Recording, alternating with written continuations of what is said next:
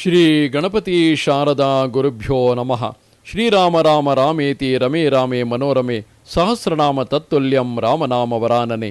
ಶ್ರೋತೃಗಳಿಗೆ ಶ್ರೀಮದ್ ವಾಲ್ಮೀಕಿ ರಾಮಾಯಣದ ಕಿಷ್ಕಿಂಧ ಕಾಂಡದಲ್ಲಿ ತಾವು ಕಾಡಿಗೆ ಬಂದುದರ ಕಾರಣವನ್ನು ಮತ್ತು ಅರಣ್ಯದಲ್ಲಿ ಸೀತೆಯು ಅಪಹೃತಳಾದುದನ್ನು ಲಕ್ಷ್ಮಣನು ಹನುಮಂತನಿಗೆ ಹೇಳಿದುದು, ಸೀತೆಯನ್ನು ಹುಡುಕಲು ಸುಗ್ರೀವನ ಸಹಕಾರವನ್ನು ಅಪೇಕ್ಷಿಸಿದುದು, ಹನುಮಂತನು ಸೀತಾನ್ವೇಷಣೆಯ ವಿಷಯದಲ್ಲಿ ರಾಮ ಲಕ್ಷ್ಮಣರಿಗೆ ಆಶ್ವಾಸನೆಯನ್ನಿತ್ತು ಅವರನ್ನು ತನ್ನ ಜೊತೆಯಲ್ಲಿ ಕರೆದುಕೊಂಡು ಹೊರಟುದು ಎಂಬ 4ನೆಯ ಸರ್ಗಕ್ಕೆ ಸ್ವಾಗತ.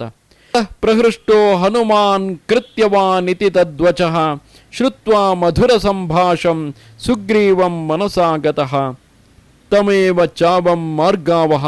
ಸುಗ್ರೀವನನ್ನೇ ನಾವು ಹುಡುಕುತ್ತಿದ್ದೇವೆ ಎಂಬ ಲಕ್ಷ್ಮಣನ ಆ ಮಾತನ್ನು ಕೇಳಿ ಸುಗ್ರೀವನ ವಿಷಯದಲ್ಲಿ ಅವರು ತೋರಿದ ಮಧುರ ಭಾವವನ್ನು ಗಮನಿಸಿ ರಾಮನಿಗೂ ಸುಗ್ರೀವನಿಂದ ಆಗಲೇಬೇಕಾದ ಕೆಲಸವಿರುವುದೆಂಬುದನ್ನು ಮನಗಂಡು ಪ್ರಹೃಷ್ಟನಾದ ಹನುಮಂತನು ಸುಗ್ರೀವನನ್ನು ಮನಸ್ಸಿನಲ್ಲಿಯೇ ಸ್ಮರಿಸಿದನು.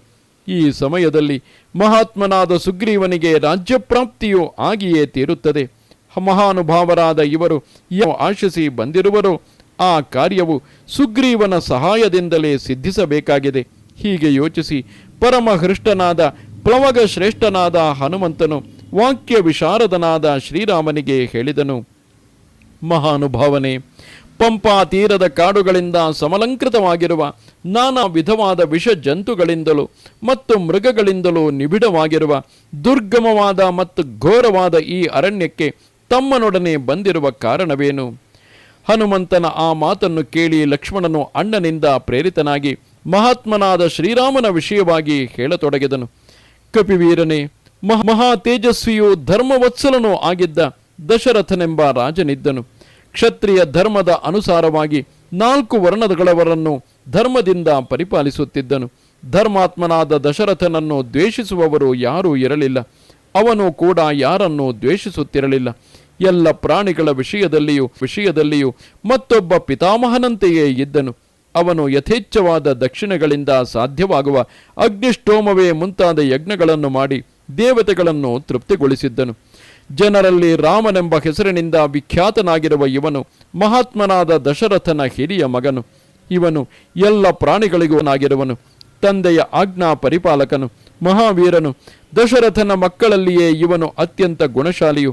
ರಾಜ ಲಕ್ಷಣಗಳಿಂದ ಸಂಪನ್ನನಾಗಿರುವ ಇವನು ಯೌವರಾಜ್ಯ ಪದವಿಯಲ್ಲಿ ಅಭಿಷಿಕ್ತನಾಗುವುದರಲ್ಲಿದ್ದನು. ಆದರೆ ಒಂದು ಅನಿವಾರ್ಯವಾದ ಕಾರಣದಿಂದ ರಾಜ್ಯ ಭ್ರಷ್ಟನಾಗಿ ಅರಣ್ಯದಲ್ಲಿ ವಾಸ ಮಾಡಲು ನನ್ನನ್ನು ಕರೆದುಕೊಂಡು ಇಲ್ಲಿಗೆ ಬಂದಿರುವನು. ಸಾಯಂಕಾಲದ ಸಮಯದಲ್ಲಿ ಪ್ರಭಾದೇವಿಯು ಮಹಾತೇಜಸ್ವಿಯಾದ ಸೂರ್ಯನನ್ನು ಅನುಸರಿಸಿ ಹೋಗುವಂತೆ ಇವನನ್ನು ಅನುಸರಿಸಿ ಇವನ ಭಾರ್ಯೆಯಾದ ಸೀತೆಯು ಅರಣ್ಯಕ್ಕೆ ಬಂದಳು. ನಾನು ಇವನ ತಮ್ಮ ಲಕ್ಷ್ಮಣನೆಂದು ನನ್ನ ಹೆಸರು. ಇವನಲ್ಲಿರುವ ಅನಂತವಾದ ಸದ್ಗುಣಗಳಿಂದ ನಾನು ಇವನಿಗೆ ದಾಸನಾಗಿದ್ದೇನೆ. ಇವನು ಅಪಾರ ಗುಣಸಂಪನ್ನನು, ಅತ್ಯಲ್ಪವಾದ ಉಪಕಾರವನ್ನು ಬಾರಿಗೂ ಸ್ಮರಿಸುವವನು, ಅನೇಕ ವಿಷಯಗಳನ್ನು ತಿಳಿದಿರುವವನು, ಸುಖಾರ್ಹನು, ಮಹೈಶ್ವರ್ಯಕ್ಕೆ ಒಡೆಯನಾಗಲು ಯೋಗ್ಯನಾದವನು, ಸರ್ವ ಪ್ರಾಣಿಗಳ ಹಿತವನ್ನೇ ಬಯಸತಕ್ಕವನು. ಮಾತ್ರ ಐಶ್ವರ್ಯಹೀನನಾಗಿ ಅರಣ್ಯದ ಆಶ್ರಯವನ್ನು ಪಡೆದಿರುತ್ತಾನೆ. ಇಂತಹ ಸಕಲ ಗುಣಸಂಪನ್ನನಾದ ಈ ನಮ್ಮ ಅಣ್ಣನಿಗೆ ನಾನು ದಾಸನಾಗಿದ್ದೇನೆ. ನಾವಿಬ್ಬರು ಆಶ್ರಮದಲ್ಲಿ ಇಲ್ಲದಿದ್ದಾಗ ಕಾಮರೂಪಿಯಾದ ರಾಕ್ಷಸನೊಬ್ಬನು ಇವನ ಭಾರ್ಯೆಯಾದ ಸೀತೆಯನ್ನು ಅಪಹರಿಸಿಕೊಂಡು ಹೊರಟು ಹೋದನು. ಅವಳನ್ನು ಅಪಹರಿಸಿರುವ ರಾಕ್ಷಸನು ಯಾರೆಂಬುದು ಇನ್ನೂ ನಮಗೆ ಖಚಿತವಾಗಿ ತಿಳಿದಿಲ್ಲ. ದಿತಿಯ ಮಗನಾದ ಧನುವೆಂಬುವನು ಶಾಪದಿಂದ ಘೋರ ರೂಪಿಯಾದ ಕಬಂಧನೆಂಬ ರಾಕ್ಷಸನಾಗಿದ್ದನು. ಶಾಪದ ವಿಮೋಚನೆಯಾದ ನಂತರ ಅವನು ನಮಗೆ ಸುಗ್ರೀವನ ವಿಷಯವನ್ನು ಹೇಳಿದನು. ಸಮರ್ಥನಾದ ವಾನರರ ಅಧಿಪತಿಯಾದ ಸುಗ್ರೀವನು ನಿನ್ನೆಯನ್ನು ಅಪಹರಿಸಿರುವವನ ವಿಷಯವನ್ನು ತಿಳಿದಿರುತ್ತಾನೆ ಎಂದು ನಮ್ಮ ಅಣ್ಣನಿಗೆ ಹೇಳಿ ಆ ರಾಕ್ಷಸನು ವಿರಾಜಮಾನನಾಗಿ ಅನಾಯಾಸವಾಗಿ ಸ್ವರ್ಗಕ್ಕೆ ಹೋದನು. ಹನುಮಂತ, ನೀನು ಕೇಳಿದ ಪ್ರಶ್ನೆಗೆ ನಾನು ಯಥಾವತ್ತಾಗಿ ಉತ್ತರಿಸಿರುವೆನು. ಈ ಸಮಯದಲ್ಲಿ ನಾವಿಬ್ಬರೂ ಸುಗ್ರೀವನನ್ನೇ ಆಶ್ರಯಿಸಲು ಬಂದಿರುತ್ತೇವೆ. ಈ ನಮ್ಮ ಅಣ್ಣನು ಹಿಂದೆ ಅಪಾರವಾದ ಸಂಪತ್ತನ್ನು ದಾನ ಮಾಡಿ ಅನುಪಮವಾದ ಯಶಸ್ಸನ್ನು ಗಳಿಸಿ ಲೋಕನಾಥನೇ ಆಗಿದ್ದನು. ಅಂತಹವನೀಗ ಸುಗ್ರೀವನನ್ನು ನಾಥನನ್ನಾಗಿ ಮಾಡಿಕೊಳ್ಳಲು ಬಯಸಿ ಬಂದಿದ್ದಾನೆ. ಪಿತಾ ಯಸ್ಯ ಪುರಾ ಹ್ಯಾಸಿ ಚರಣೋ ಧರ್ಮವತ್ಸಲಃ ತಸ್ಯ ಪುತ್ರನ್ಯಸ್ಯ ಸುಗ್ರೀವಂ ಶರಣಂ ಗತಃ.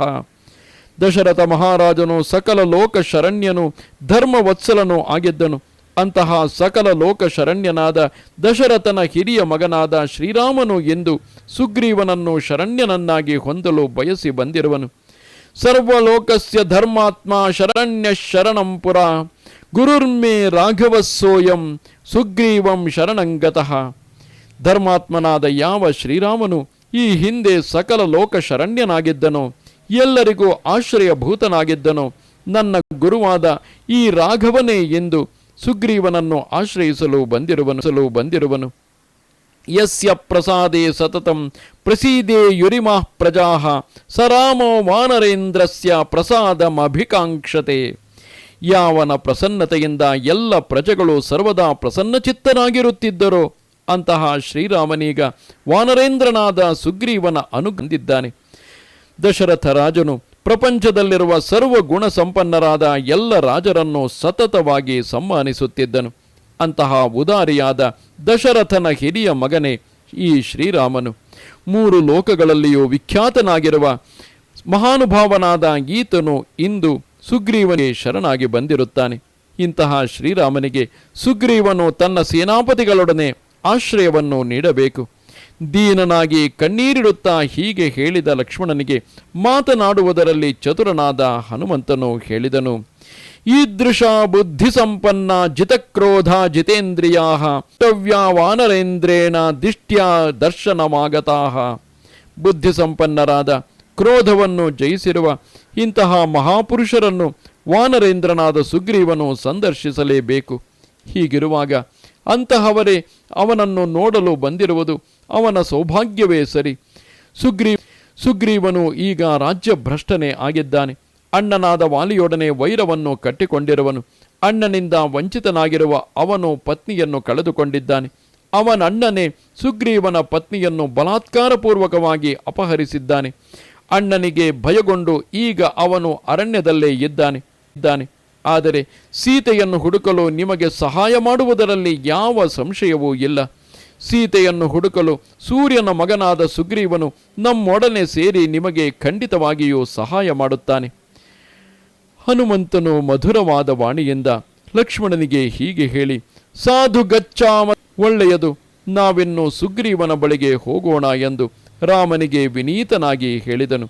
ಹೀಗೆ ಹೇಳಿದ ಹನುಮಂತನನ್ನು ಮಹಾತ್ಮನಾದ ಲಕ್ಷ್ಮಣನು ಯಥೋಚಿತವಾಗಿ ಸಮ್ಮಾನಿಸಿ ಶ್ರೀರಾಮನಿಗೆ ಹೇಳಿದನು.